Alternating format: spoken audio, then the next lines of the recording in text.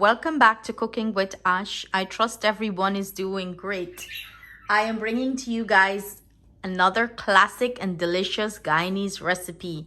Who remember back in the days, the bakers when they have those stale breads, or they would have maybe cakes and stuff like that. They would transform it and make a delicious cake, and it's usually called Chester cake. So who remember that? Who remember going to the bakery and buying Chester cake? Well, if you guys remember it and don't know how to make it, well, your girl is bringing you the recipe. Quite simple and delicious. So let's get to it, guys. First off, you will be needing some day-old bread, like a few days old bread. And here I have some, sliced bread, and I'm using the split wheat. You can use white bread for this. Whatever you have on hand that is old and you're not using it, you can transform it into this recipe. And believe me, it's so delicious. If you never had it, I strongly recommend you give this recipe a try. So we're using some bread here. I will put in the description box below all the ingredients I am using along with the measurement. I have some brown sugar, some milk. Here I'm using some of my fruits, my mixed fruits. Guys, if you haven't soak your fruits yet for your black cake for Christmas, what are you guys waiting for? Don't make me yell at you guys. Get busy, start soaking that fruit, okay? My fruit been soaking for years now, so it's well cured. I will put a link below in the description box on how I prepare my mixed fruits, so you guys can have an idea if you want to prepare yours. I am using some raisin. We have some flour. I have here some mixed essence. I am also using some 5-spice powder along with nutmeg. And we have here butter, and I have some eggs over there. For our crust or pastry crust, for this recipe, you will be needing a pastry crust, and I'm going to show you how to do a quick pastry crust. All I have here is some flour, butter, and I'm using here some Crisco vegetable shortening. You don't have to use vegetable shortening, any shortening you have on hand. And we're just going to use some water to bring our dough together. So first off, let's start with the bread. We have to soak the bread. So I'm going to go ahead and get that going. Soak this thing down. And you just want to, submerge it into the water. That's all you want to do here. Make sure every piece is nice and soaked. And we're just going to set that aside and leave it. And I'm going to start working on our pastry dough here, guys. So we're going to work on our pastry dough, and we're going to set this inside the fridge while we prepare the rest of the ingredients. So I just went ahead here with my fingers and crush up the butter. Like in any pastry dough you're making, you want to work the butter into the flour well. And now I'm going to go in with our shortening.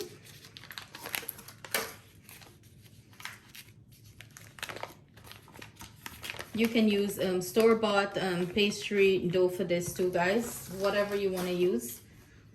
I'm just showing you everything from scratch in case you don't have access to, store-bought pastry dough. You can always make your own. I will also put the link below in the description box for my multi-purpose pastry dough. That can be used here too. But this is a very quick and easy one I usually do if I'm in a rush and I want to do. It's quite delicious. You can use it too for pine tart, cheese roll, Chinese cake, or known as black eye. You can use it pretty much for any pastry dough you want to make. And we want to mix this and combine it well until the flour start to crumble, as you can see here. This beautiful consistency, this is what we're looking for. You're getting a nice rich dough here. When it's smelling so rich with the butter.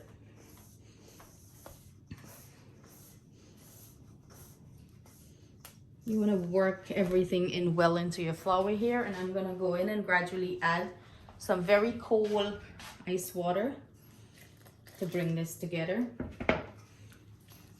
And like I said, gradually add, because this has a lot of butter and shortening in here. It comes together very quickly. You do not want to over add water. You cannot take out water, but you can always add, you know. This is how I usually do it. Form a dough with it and then take out the dough and pick up the rest with some more water. And here I think I put a little bit too much water. Let's see. Let's see.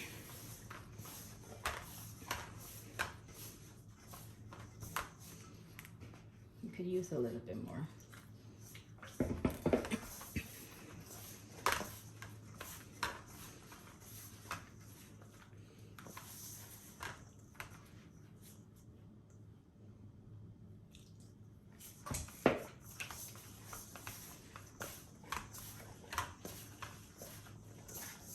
And that's it, guys. That's it there. So I'm just gonna add this back and I'm gonna bring this together.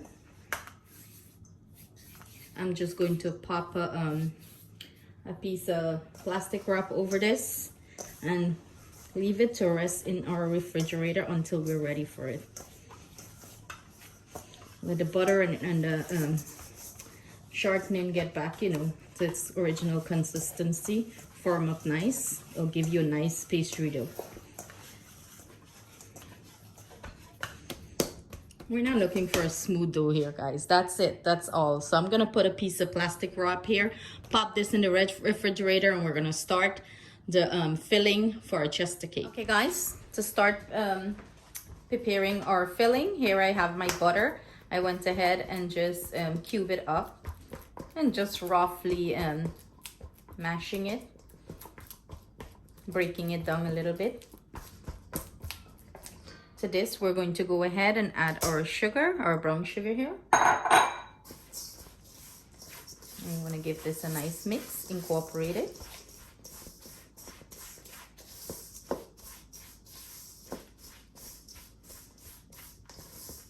Remember back in the days when you would bake sponge cake, you would use your spoon and your bowl and you would cream everything. You guys remember that? That used to be an arm workout, huh? You would churn the butter and the sugar until it becomes that nice, light, fluffy consistency. Everyone would be in the kitchen, pitching in, helping their mom. Huh. Beautiful days. In goes our 5 spice and our nutmeg here. And I'm gonna go in with our flour. And I'm gonna go in with my favorite tool. That's right, my hands. And give this a good mix, guys.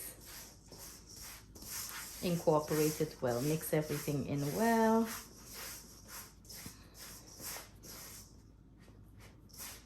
Oh, and it's smelling so good.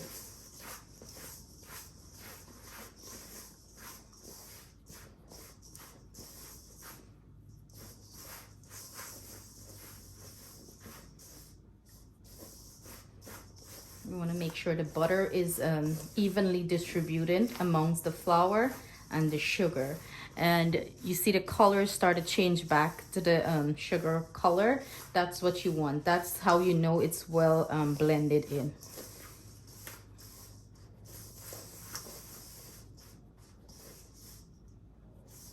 Any large pieces, you just want to break it. So this is looking lovely here. Just going to set that aside. And now we're going to start with our bread that is soaked. So what we want to do, we want to pick this up and squeeze the water out of it as much as you can get out of it.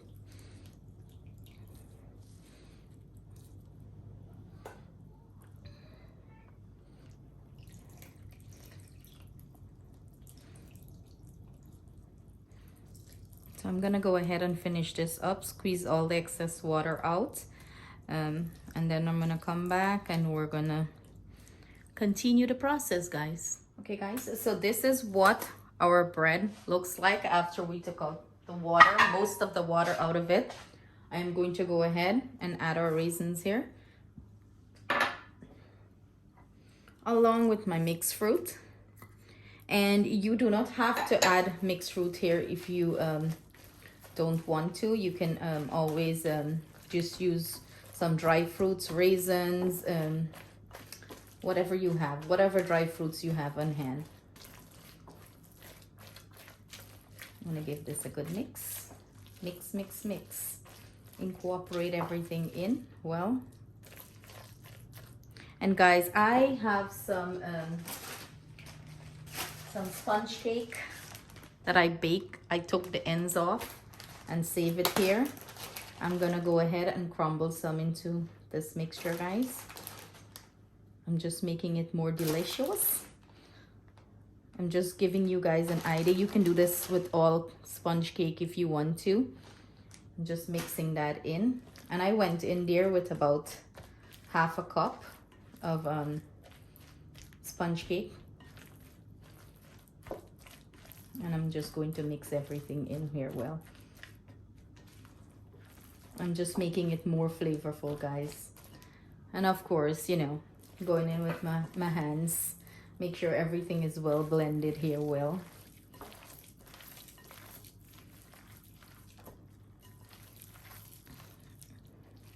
Just went in with our mixed essence. Oh guys, this is smelling so good.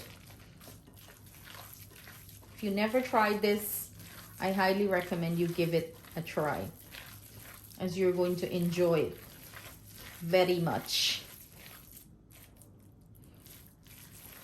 I'm just breaking down the sponge cake, you know, mixing it well. You don't want no big clumps of anything.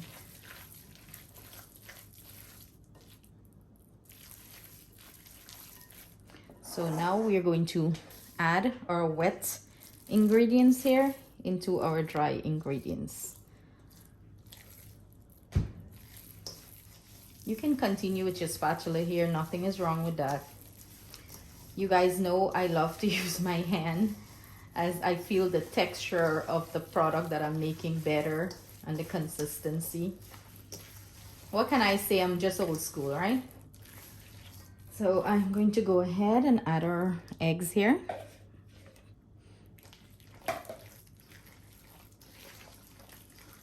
I'm gonna give that a nice mix.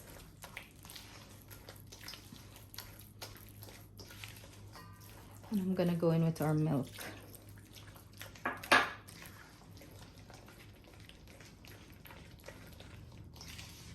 And let my hand do the work for me, right?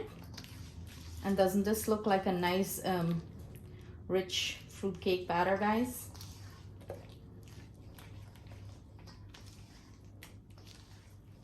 And that's all she wrote here for the filling, the filling. So I'm gonna go ahead and grab my pastry that we prepare, and we're going to roll it out, and we're going to fill this and bake it off.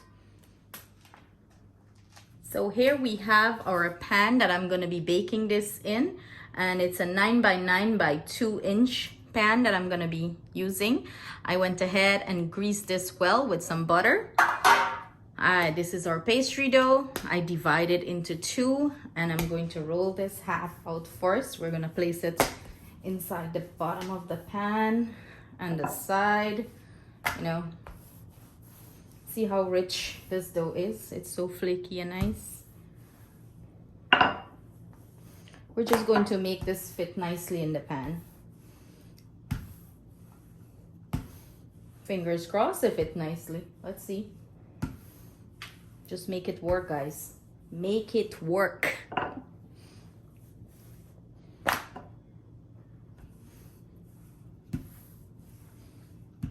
So let's see if it's going to fit nice in the pan. We want the side and everything to get this. Looks like it's gonna fit. Let's see. Yeah, we're in business, guys. We're in business. So we want to push it up to the sides, because we're gonna pour our filling in here. Make it work.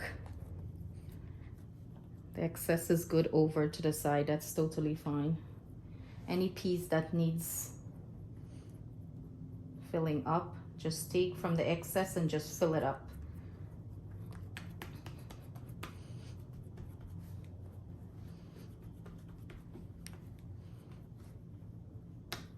You want to press this down very neatly in the pan. Remember, we're going to put another piece on top of it, so if it's overlapping a little bit, that's totally fine. We want them to interlock.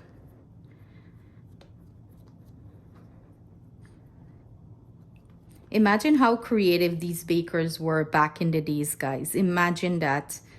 They create this beautiful recipe out of stale cake and stale bread instead of throwing it out. That's what you call creative. And I'm so fortunate and blessed that I can, you know, recreate all these amazing recipes for you guys and bring them to you guys. Not a lot of people know how to prepare this. Voila! Looking presentable, if I must say. So now we're going to go ahead and pour our filling in here. All of this delicious goodness. Yum.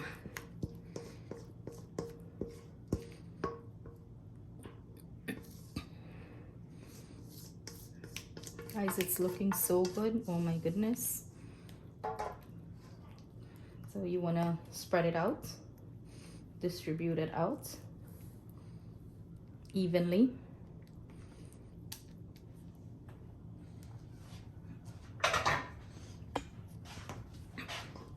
Usually put a kitchen towel under and like top it out a little bit. You know, get everything settled nicely in there. Now we're going to go ahead with the other piece of the dough to put on top of our cake.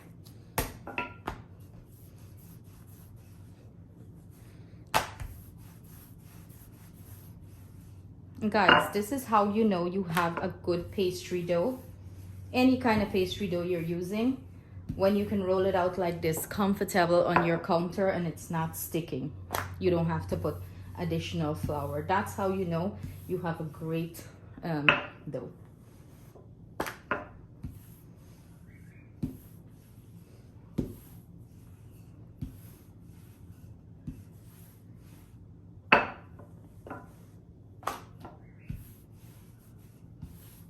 So I will be preheating my oven.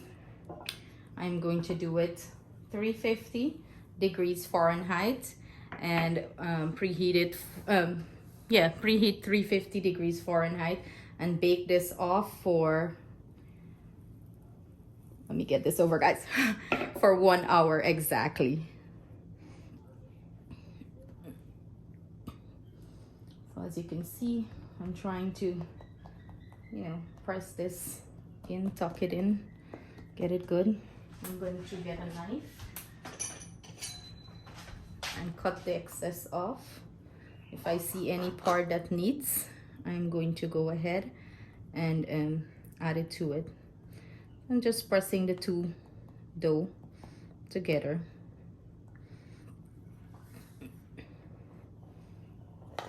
Nothing fancy, guys.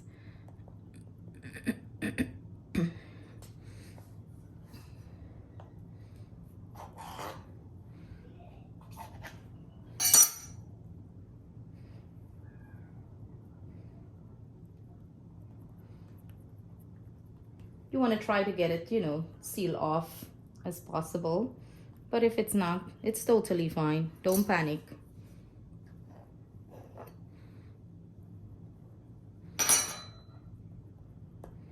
Sometimes I tend to be a little too perfect. So you see there, it needs a little bit more. I'm just grabbing some excess that I cut off and just, you know, seal it in. So I will see you guys back in 1 hour with some delicious Chester cake. So who's drooling? See you guys soon. I want to show you guys something. The excess dough that I cut off, I went ahead and utilize it. Like I mentioned, you can use it to make pastries, and here we go. I just utilize it to make a pine tart. I had enough to make a pine tart, and I already had, you know, pineapple jam prepared sitting in my fridge. So I am going to show you guys that you can use the same pastry dough to make pastry. And guys, because I'm always extra and I like to see things look a little fancy and pretty, I am going in here with a fork and I'm sealing this right around, like if you would seal any sort of pastry. Not necessary, okay guys? I just like to be a little extra sometimes. And I went ahead and poke little fancy holes like that on top. Just to make it pretty while I'm waiting for the oven to preheat. Just an idea if you guys want to do that. And here you have it, the finished product.